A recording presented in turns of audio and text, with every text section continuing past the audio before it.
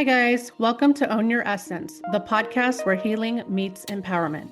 I'm your host, April DeMille, a psychic medium and a life coach specializing in grief, trauma, and toxic relationship recovery. This is a space for deep conversations, powerful transformations, and raw healing. Each week, we'll dive into soul centered topics like psychic mediumship, the supernatural, metaphysical wisdom, emotional grief, addiction, mental health, spiritual wellness, and self discovery. Through inspiring interviews and personal insights, this podcast is here to spread awareness, spark connection, and support your healing journey. If you're ready to set boundaries, reclaim your confidence, and step into your true power, you're in the right place. Let's own your essence together.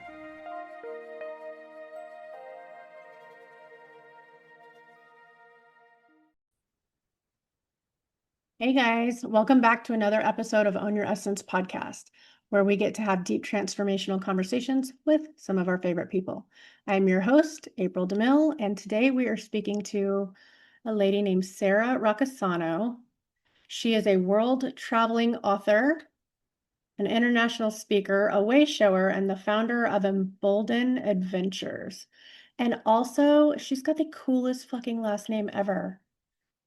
I'm always so jealous when I hear some of these last names because I'm like, what happened to mine? Jesus. Hi. Okay. So Hello. I just did your introduction, but if you want to go ahead and give a little spill of your own, you are more than welcome to do that. I would love that, actually. Well, thanks for having me, April. My name is Sarah Roccisano, and I'm a world traveling author, motivational speaker, and the founder of Emboldened Adventures. That is an encouragement platform that inspires personal, professional, and spiritual development and transformation. And my first book is coming out later this year, 2026. I'm very excited. Oh, nice. We definitely want to hear about that too. That'll be fun. So can you give us a little idea what your book is based on? Yeah, it's part of a three-part series, my Emboldened Adventures transformational series, and it's a 100% true story of my travel adventures from 2019 into current 2026. So the three books are broken out into the Awake and Radiate, Surrender and Adventure, and Transform and Reborn parts of this transformation of mine. And this first book out the gate is called Stone Temple Passport, Awake and Okay. Radiate with Mama Ayahuasca. Oh, okay. Actually, I'm glad you brought that up because I had questions about ayahuasca. Oh, Um, interesting. but I also had questions because you made a transition from like the corporate world, right? Like a like what 20-year corporate career, and I'm curious, like what was the catalyst for that huge transformation? Oh, it's a big one. If we had more time, I could tell you every single bit of that Yeah. transformation. So yeah, as we were speaking before we got going, New York City was my home for 20 plus years. And once I graduated undergrad, I went right to Manhattan in 2002. And I had a 20 plus year career starting out in investment banking on Wall Street. And I was an investment banker for about 10 years.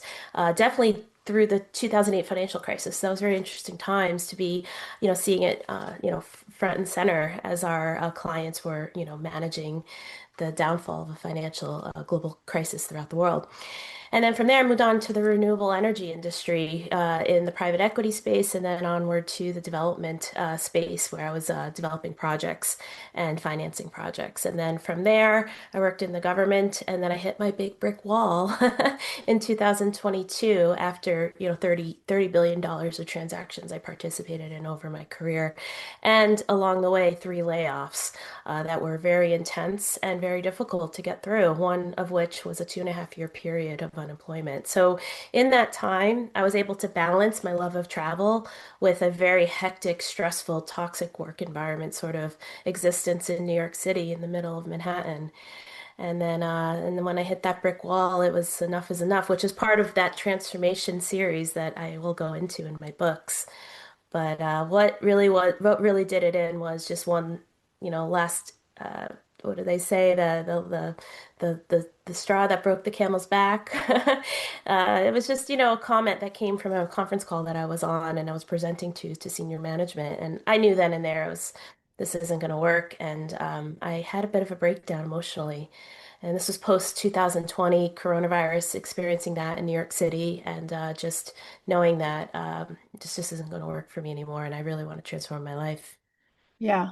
So, and that's a lot. Like that's a lot to just like get to the, like you said, the brick wall to where you're like, oh, holy shit, I'm having this epiphany, but it's all at once, right? Like I've got this moment that just happened and it's throwing me into this very uncomfortable territory. And how do I even pick up the pieces? Where do we start? And do you have any advice for somebody that is maybe in a similar situation? Like, how did you navigate that? Where did you go with this? So many questions, girl. Oh, so much to talk about it. Yeah. And where do I go with it and how do I navigate it? Well, I'm still Yeah. navigating. Fair. And the good news is that I think I truly believe that things are meant to happen the way they happen. And, looking back at one of my favorite quotes is from Soren Kierkegaard, life is lived forward, understood backward. And looking back and doing a lot of reflection over time, this was meant to happen the way it happened. And as I mentioned, I was laid off 3 times. I was my only breadwinner, still am. And I had to hold down that expensive mortgage of the apartment I owned in Manhattan. So not having a job for 2.5 years for one of the times I was unemployed definitely was a difficult time. This was in the 2014 to 2017 time frame, roughly. Yeah. And there is where I learned a lot of the fundamentals about, what it takes to walk away, what it takes to survive and, thrive without, that sort of corporate protection over your head. And so this time around, when I decided to walk away from it all, I already had like a dress rehearsal. I had the training wheels Yeah. already from years past. But ultimately, I think the answer is it's listening to that internal compass, Yeah. that kind of beacon of light that knows that this doesn't feel right, and I'm not going to put up with this, and I'm not going to be second fiddle to the job, to the external world. I ultimately am sovereign in my existence, and I can manifest whatever I want based on what is the joy within me. But in order to get to that space, it requires a lot of healing and a lot Mhm. of nervous system regulation too. So it's an overtime process. But in my case, I hit that brick wall, and I was like, I have no choice but I have to do this. I quit. Yeah. Yeah. And so, and like you said, you kind of had a little window of time where you had already been in a very uncomfortable situation. So it probably, you got to be proactive in that time and be like, how can I make moves differently if this comes up again, being laid off or whatever, right? So I think that there's no coincidence in the world giving you that opportunity to figure some things out, so you could better prepare yourself for what was coming. Um, and maybe what you had already potentially been manifesting. Speaking on that note, can you offer some maybe some advice or words of wisdom on how to discern intuition from escapism? How to discern intuition from escapism. Well, I don't know how to answer the escapism part. Okay. I think about it this way. Intuition speaks in statements, and anxiety speaks in questions. So Okay. is escapism speaking in questions is really maybe the way I want to maybe define what Uh, escapism really means, yeah. right? What's Yeah. happening? Why do I not like this? That's sort of kind of running away from maybe a problem. Like how people get up and move somewhere else, go to a new state. The problem's still going to find you if it's not addressed. Right. But I think intuition, knows what's right. I'm going to do this. There's a certainty. There's a question. And so I think that's where you can find some sense of peace about knowing that you're making the right choices here because this feels right. For sure. And I think that, well, and that might also be the difference or a similarity between ego-driven boldness and soul-led courage too, right? Because trying to figure out even what the differences between those are. And I feel like soul-led is more intuitive and Absolutely. ego is definitely more fear-based. And so trying to find, and I feel like intuition, even though it can be subtle, it can be really loud when it's time to make a move. It can be. Yeah. My book goes into that. I actually go into the discussion of what is ego. Yeah. and how ego can be of service and how ego can really run rampant and cause trouble, conflicts, and massive problems in the world. I think Yeah. ego is necessary. You have to have an ego. It is It's helpful in the human. sense it's human, but it gives Yeah. you a sense of purpose. It gives you Yeah. an identification of this is the task I'm now taking on to Yeah. bring forth change. But when ego goes rampant and runs out of control, it's there's an imbalance. There's a lack of reciprocity at this point. So my book goes into this concept called Aini, which is an important indigenous concept in the Amazon about the principle of reciprocity. We Okay. all are collectively gaining as we share and care in some ways. And Yeah. so the ego, when it's unchecked, that reciprocity breaks down. I win, you lose. It's not that sense of abundance, it's that sense of scarcity. So I think ego is important, but at the same time, like, you got to be careful with your ego because once it breaks down, we see all these conflicts in the world and Yeah. destruction of the environment and the like. Well, and I'm actually really glad that you talked about that and that you go into further depth on the subject in your book because um, you see so many things online, right? About, oh, don't do this, then you're in your ego. And it's a lot of almost like shaming humanity for being human. Like we all have egos, right? That's part of the human experience. So it is absolutely necessary. It's in our wiring, right? We can't get fucking rid of it. Like, but there is a balance to everything, like you say, and trying to figure out what that is and all that stuff. But there's a lot of bypassing information out there that's like, oh, stop coming from the ego or what? No, you can't just turn it off. Like it doesn't work like that. But it's cute Well, that people think so. maybe. Yeah. Maybe. Yeah. Here's the thing. We're in this 3D realm, this illusion that we're in the material realm. And so we are in the higher realms, the higher dimensions, all one. And so Right. the ego allows for us to see that we're separate. This is the Right. space of separateness. We're all having our unique experiences. Yes. The perspective of the creator is an infinite perspective. I don't know, are you familiar with Alex Gray, the painter, the psychedelic painter? Well, no, not necessarily, but I'm familiar with the ideology you're talking about. Yeah, I got to meet him twice, and we were just at his Chapel of Sacred Mirrors up in Wappinger Falls about a month and a half ago.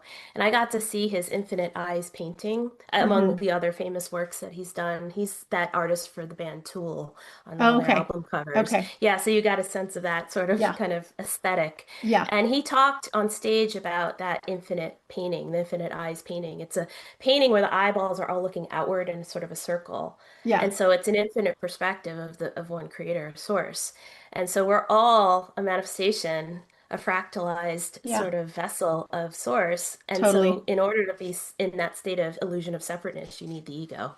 So you Well, could push back politely to those naysayers in the yeah. spiritual world. And I think when I think about it, I think about a disco ball, right? Because you've got Exactly. all the little mirrors everywhere. And so, yeah, I think that those individual expressions are important and they're what reminds us of the oneness and where we come from. So it is absolutely necessary.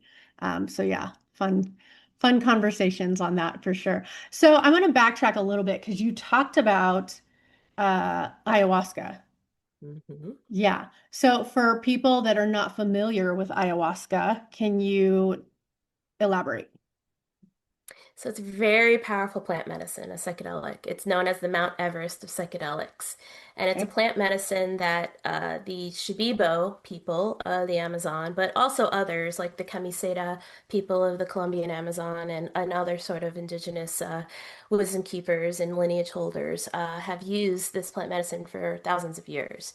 And it is a combination, it's really a tea, it's a brew, and it's a combination of the ayahuasca vine and the chacruna leaf. And the chacruna leaf is the one that has the DMT molecule, the potent psychedelic that causes the visions and the connection to higher realms and the like. And the ayahuasca vine is the one that has this enzyme inhibitor, MAO enzyme inhibitor. We have this MAO enzyme in our body currently, and we have DMT in our body naturally as well. And Right. also can be ingested in lettuce and other sort of, organic plants that we eat. But once the ayahuasca combines with the chacruna, the enzyme that's in the ayahuasca blocks these receptors in our brain and allows for the DMT from the chacruna leaf to come in and flood our brains and help us, kind of transcend into these realms in a visual way, even an experiential way. And the Shipibo shamans, the maestros and maestras, hold space and they hold ceremony for you to kind of allow for your traveling in the psychedelic realms. But really, the medicine ultimately is the Icaros, which are the songs of the plants, the vibrational energies. I get goosebumps, so I feel the energies. And so it was, my book goes into all this detail. It was described to us as the ayahuasca is the syringe, so the brew that you drink is the syringe, and the real medicine is the icaros that come out of the syringe. So it's a combination of setting. You're immersed in the environment of the Amazon with the plants. You're getting the sounds of the icaros of the songs of the plants from the shamans that are singing and holding space and protecting the energetic realm. And then you go and the medicine teaches you what you need to see. You come in with intention and Mama Ayahuasca is an embodied spirit, and you get to see her sometimes.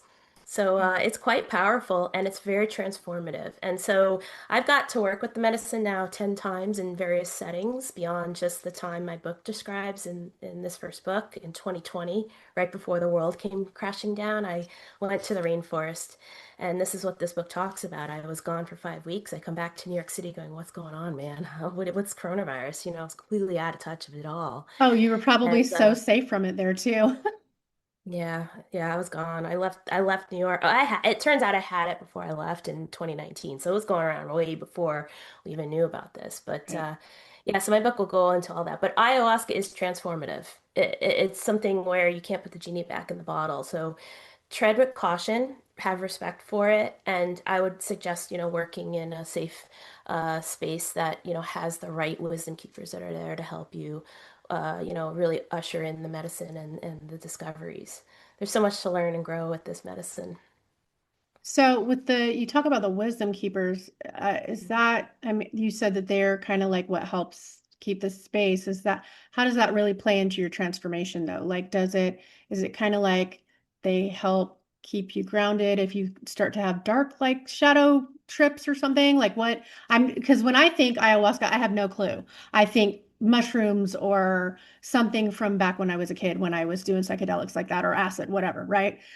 So that's the closest I can even like wrap my head around this, right? Um, and I have my own thoughts on like psychedelics and what I would kind of consider almost what's the word I'm looking for? Like a forced awakening, if that makes sense. And so I don't know if that, like, I don't even know how I feel about all that, but like that's something maybe I could talk to you about too. Like what are your thoughts on that? Where do you stand with that? Well, I mean, everyone talks about the bad trip, right? There's going to be bad Yeah, trips. And every time you work with the medicine, there's something different that comes from it. There's no one repeated experience. The yeah, medicine shows you what you need to see. And, in my book, I talk about we worked in 7 ceremonies, and the seventh ceremony was a very, very, very difficult one for me. So you're asking about the wisdom keepers, and I actually had a conversation when I was in Ecuador this past July, where I worked at ayahuasca again. And I asked one of our friends who's, one of the shamans there, and I said, what are they doing? What really is going on when they're in ceremony holding space? Because they also ingest the ayahuasca. They're playing music, the rattle, they're, kind of cleansing the space energetically. We worked with the camiseta people, the Taitas who came in from Colombia. So their ceremonies are very different as opposed to the Shipibo in Peru and in the Amazon. So I was very much interested in watching kind of the comparing and contrasting. They're using harmonicas, they have jaguar teeth, very different. And yeah. so I asked the next morning, like, what's Taita Wan doing while he's sitting there playing the harmonica? And Tuamari is my friend who's the shaman, and he goes, well, he is in multi dimensions, his sort of essence. Right. And what he's doing is it's extraordinary because they have to really kind of they practice and grow their gifts for 15, 20, 30 years. And, these are the head shamans that are really holding the Right. space So they're with dream their walking, they're assistant. astral traveling and projecting. They're doing all the things to be in all the places. They can be. Yeah. They're working individually with everyone in the room Okay. in parallel to holding the container and making sure that it's protected from any sort of negative energies that don't belong there. And he's on his own journey too in the higher realms. And but ultimately what he's doing is he's holding space for the medicine to come in. He's not doing the work in terms of like, I'm now transforming you. He's Right. just saying, come on in. I'm holding the space for you, medicine, you sort of higher power. Maybe it's your higher power even coming in. I met God and Jesus during one of the ceremonies, so it could be Yeah. as much as source coming in for all we know. But that's what the shamans are doing, the good ones anyway. They're making sure that, they're the stewards, the usher, the sort of director, if you will, of the show and allowing for the medicine to really be the star with you, Okay. co-create. Yeah, that makes sense. That's a perfect answer. So, when you would have these experiences with the ayahuasca, what kind of changes in trajectory would you experience afterwards? Well, integration's important. So it's not like, okay, I'm done. I'm gonna go home Yeah, now, yeah, And, yeah, and so this is why that this book that my book Stone Temple Passport is it's my 5 week adventure because there's still on the back end time to be with the land and to integrate and to be in kind of quiet territory. There was no way I was getting on a plane going right back to Manhattan, it just couldn't yeah, work. So yeah, I think in terms of where this goes is um, being in nature, journaling, yeah, reflecting. Again, the Søren Kierkegaard, live it forward, understand it backward. Seeing where the medicine was showing you maybe hard to see things about yourself, your ego, where your traumas were in your life. And that's what Ceremony 7 was all about for me. It was every single trauma I could imagine that came up that I had to address. Clearing stuck blockages in your chakras and your energy field, your life review in some ways, feeling as if hmm your ego completely dissolves in an ego death. I, yeah, I mean, the sky's the limit. There's so much that, you can learn and grow from if you're so willing to still continue to do the work after, the ceremony's over. Well, and do you think that people can do that stuff even without the ayahuasca? Like it doesn't Sure. actually take the ayahuasca to have those experiences, but it's like a deeper level or a deeper connection with oneness. Maybe when you're ready to reach that level. Not everyone should do it, Oh, obviously, okay. Yeah. because if you're taking SSRIs, like some of these, well, if you're going to a facility, they should be asking you these questions. Certain medications, prescriptions you're on, you're not going to do this. If you're Yeah. bipolar, sort of mental health issues, you are not doing this. Right. So, there are some things to keep in mind, but. It's not for everybody. It absolutely is not for everybody, and it shouldn't be for everybody. It's a sacred medicine.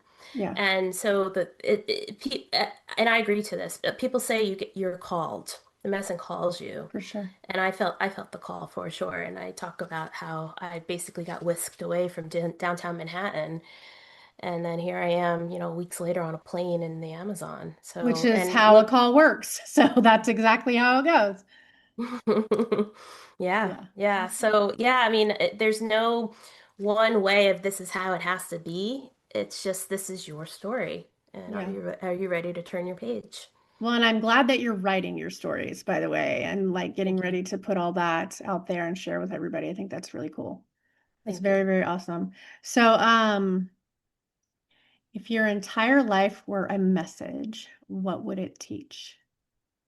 To be emboldened, which is my company, Emboldened Adventures, Right. to get out there and see the world, whether the world's within or without. I really truly believe that we're the masters of our universe and we can create anything we want. Again, it goes back to the healing you need to do first, and sense of worth, and how you think about yourself in a positive way and what you want out of life because we shouldn't be pushed around. This is what this we were talking before this started about how we're in a shift right now energetically. There's Yeah.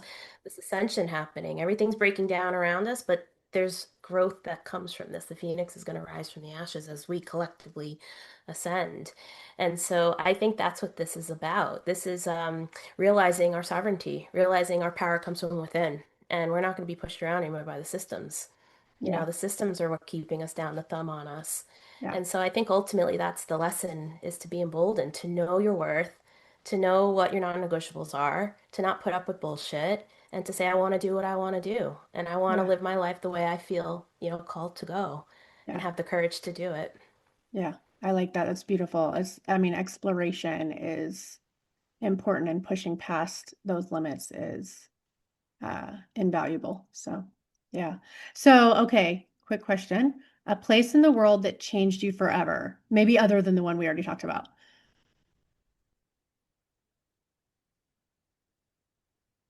At least in New York City. Okay. Yeah, my second home. Yeah. Yeah, Okay. it changed me. It forced me. It forced me to change. I mean, Yeah. it served its purpose for sure. I mean, not everyone can say they were able to survive for 2 decades in this really really intense world. Yeah. And I did it, and I learned a lot. I mean, I saw a lot, working in these kind of high echelon, global tier banks, and the sort of work I was doing in these, global companies and the projects we were working on. So, looking back, it was a blessing in some ways, and at the same time, it was eye-opening because it was very intense, very toxic. Yeah. And yet I still got through and I survived and thrived. So yeah, New York taught me a lot, and now I'm like, no more. I'm never going back there ever again. The whole city's breaking down, and You're I'm so like, thank you, glad. goodbye. Thank you, goodbye. Thank you. Yeah, I Yeah. thank you. That's what we say. Yeah. Everything's a Thank you, blessing. goodbye. Even Yeah. everything's a blessing. Yeah, because I sold, and I'm out the door 2024. So yeah, I'm grateful. But it Yeah. was quite an experience. It was quite an experience at the time when I was there, and I'm Yeah. grateful for it. Yeah. Yeah. And it's hard to even feel, well, I can't say for everybody that's true. I'm going to say sometimes it can be a challenge to feel gratitude in the midst of all the chaos, but the gratitude, we typically see it at some point, several I times. hope But I yeah. hope you can. Yeah, Yeah. I hope Yeah. you can because Yeah. everything's a blessing when you look at it For sure. objectively and calmly in a regulated nervous system. When all is said and done, you're like, thank goodness that happened to me or for Yeah. me. There you go. It's like not happening to you, but for you. Absolutely. I love that one. Yeah.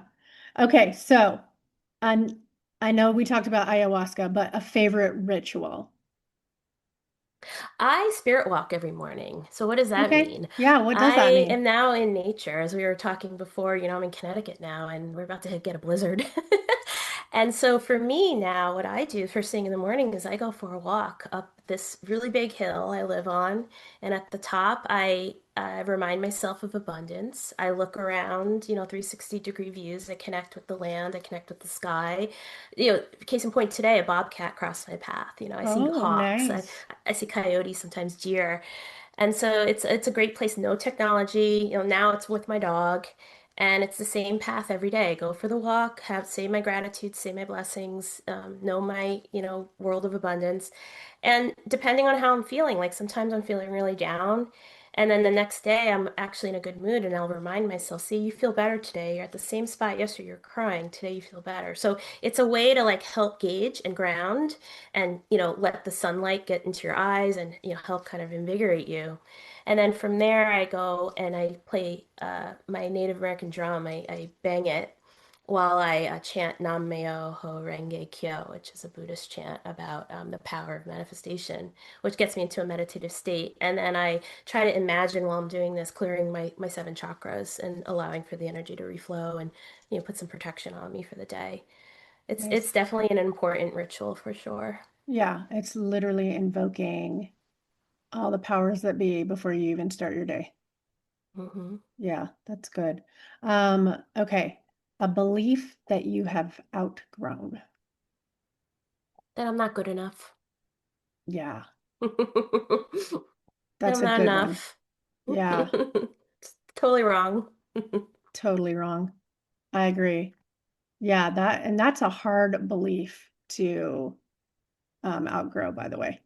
It's from the programming of the Matrix, Yeah, from the totally. programming of these institutions that are breaking down now. They Yeah, want you to believe you're not enough. They want you to feel disempowered. They yeah. want you to stay in fear and low vibration. It's better to control you that way. And we're not Yeah, going to be controlled anymore. Too yeah, bad. Bye. yeah. So sorry. Bye. Yeah, Nice knowing you. yeah. No, I love that. Okay, something you are currently shedding now. I love this question because I was just going through it 2 days ago I am part of this inner circle women's group, this luncheon up in Hartford that my friend runs. And I was in the hot seat for the first time. And what they all do, the women, they're all entrepreneurs here, and they try to really. It's all confidential, so we sign waivers, do not say anything. But I could speak to myself, so I'm going to say it. But I got up there in the chair, and I was like, "Listen, I am having trouble with the transition, even though I'm, inspiring transformation. I'm in the middle of feeling this identity shift." Like I still identify with that New York world.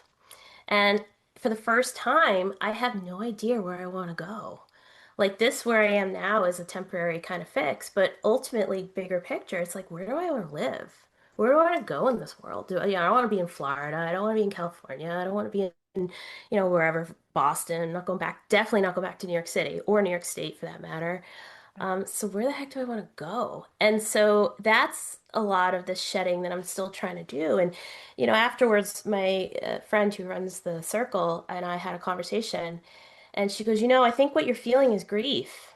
I think it's a grief of, of your identity. And she goes, and she asked me again, she goes, well, she asked me this before, but she asked me again, she goes, have you purged your clothes yet in your closet? And it's like, it's funny you mentioned that because I was literally just looking at all these old suits I used to wear, to office meetings and whatever. And like all my high heels are still here, all my Prada bags, all this, like New York City look and feel. And I don't wear them anymore. I go barefoot most days. And my dog actually, as I was looking at my closet of all these clothes I don't wear anymore, the next day I found she went in my closet and ate one of my most favorite shoes. And I had to throw it out. And I was like, I've had these shoes for so long. They're my favorite shoes. And she ate it. She like Yeah. destroyed it.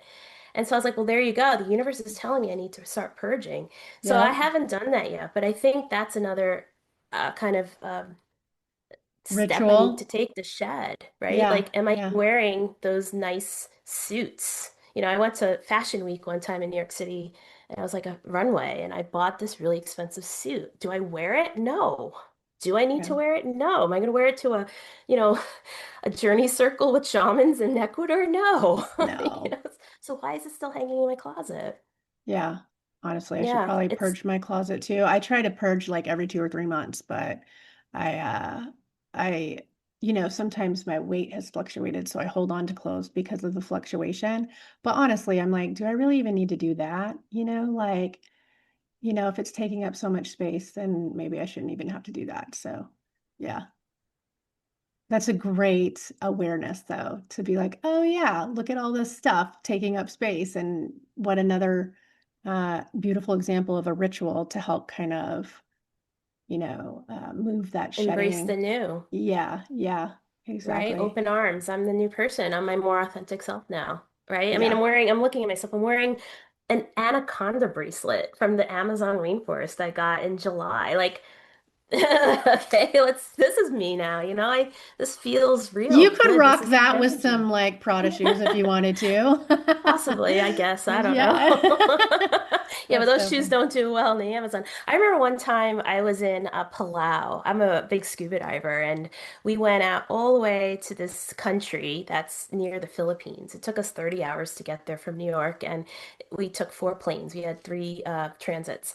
And the scuba diving is amazing. It's a shark sanctuary. And there's this archipelago of islands that are called the Rock Islands, which are just so beautiful. And we went there because there's this lake in one of the islands called Jellyfish Lake.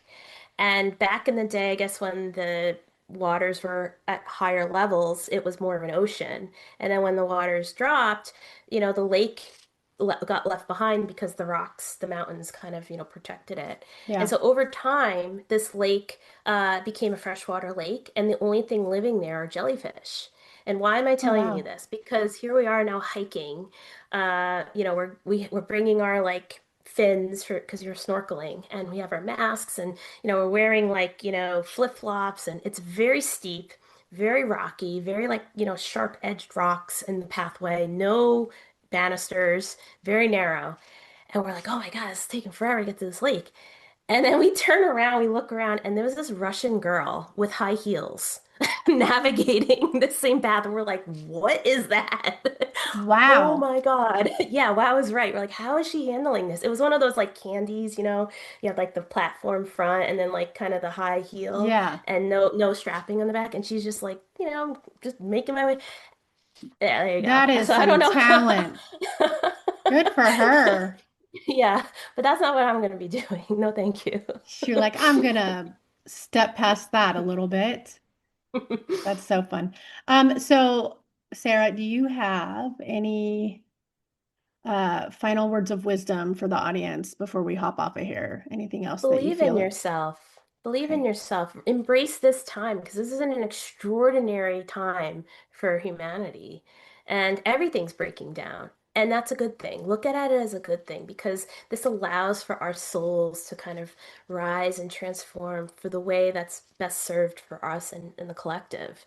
So don't try your best to stay out of fear and trust that things are going to work themselves out for our greater good and put light out there and listen to that inner voice and really work on healing yourself because I believe that we got a lot of good things to look forward to.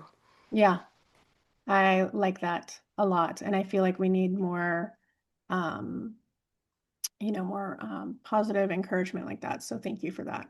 Thank you so much. My pleasure. And Thank thank you you for for having being me. here. Yeah, no, it was awesome that we got to hang out. You're the first person I've had on that's talked about ayahuasca and all the traveling. And so it's actually really, really good, engaging, in a different way. Like it's reaching different audience members because I have no idea even what ayahuasca was. Like, I'm like, I don't know. I've heard about it, but I don't know what it is, right? Like I have no clue.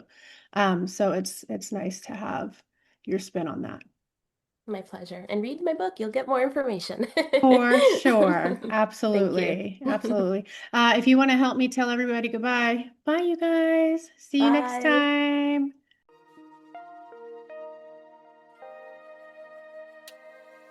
Thank you for joining Own Your Essence. I am beyond grateful to our guests for sharing their wisdom and to you, our listeners, for being part of this journey toward healing and empowerment. If today's conversation resonated with you, please feel free to subscribe, leave a review, and share this space with others who might need it. If you have questions, topic ideas, want to be a guest, or would like to work with me privately, send an email. I'd love to hear from you.